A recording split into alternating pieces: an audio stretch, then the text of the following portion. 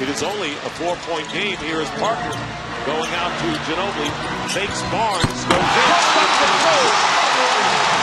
And this is the loudest we've heard the crowd tonight. It's a 2-point game. And the rebound by Duncan. Leonard with the basket and the foul. Kawhi Leonard trying to lead a comeback here with plenty of time left. He's at double figures with 10. You better be, because definitely, you know, a player can tell who's faking because players fake so much. 3 on Curry, and there is Parker.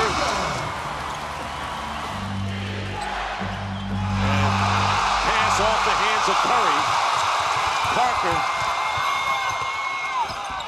And Leonard from Parker.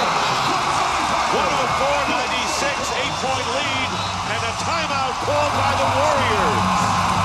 Leonard working against Green, can't do it. 10 on the shot clock. Leonard. Hey! Kawhi Leonard with a 3-pointer. His first of the game. 6-point differential. Late in the game. Well, the 3-point shot. Got into it in 5. Curry shot is blocked. Parker plays it in. 104, 101, 118 to go. Here come the Spurs with Ginobili. Guarded by Bazemore, 18 on the clock. Here is Green. Danny Green, his 5th 3-pointer, ties the game. Here's Curry. Can't shoot it. Fall away. Desperation. Rebound by Leonard. And we go to overtime. What a comeback, and you could not have made this without Danny Green right there. Jerry Jack gets switched on the defense. No communication. Another look right there, Green. Parker can't do it. And now the Warriors have it. Pushing it up, down by 1. And here is Bazemore. Bazemore! Ken Bazemore putting the Warriors up by 1 with 3.9 seconds remaining. An unlikely performance. Here's Ginobili for 3.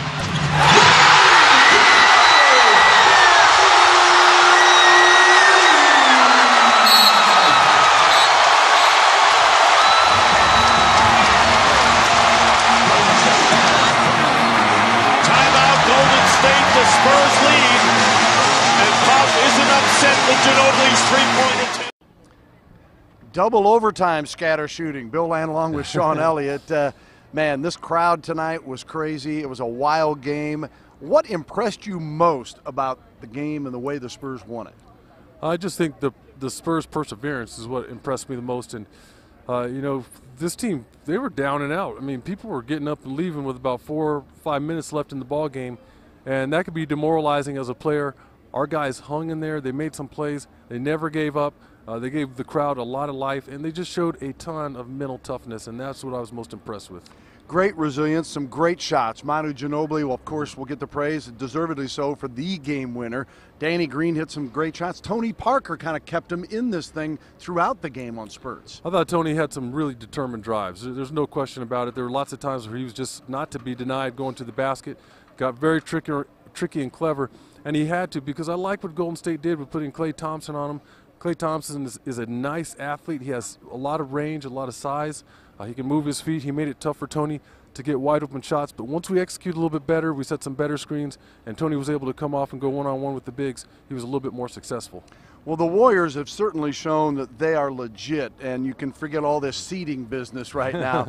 But if you're in their locker room, what do you think that their thought process is as far as what do they have to, or what do they change, if anything, for Game 2? Well, they took a shot in the gut. This one's going to hurt them for sure, because they definitely thought they had the game won. They just had to execute down the stretch, and they got a little rattled. You know, our guys got after them, so they're going to have to get past the mental aspect of giving away a playoff game on the road, which is, I mean, there's nothing more precious than that, winning a playoff game away from your home arena. That would have been a big boost for them. Now they got to regroup somehow, and mentally, if they don't let that go, they could be in trouble for Game 2. And Steph Curry was phenomenal with 44. The Spurs feel if they have a good night, if they can hold them to 30 maybe in game 2? Well, I would say so. The kid's been doing it to everybody. So it's not just us. He did it to Denver. He did it to whoever the team was down the stretch, coming down to make the playoffs. He's just been phenomenal. I couldn't stop raving about him in Golden State, and I told everybody, you know, the man is on a mission to take it to every Western Conference coach out there because they left him off the All-Star team. And to me, that is unfathomable. Maybe we need a redo on that right now. We'll catch you after game 2.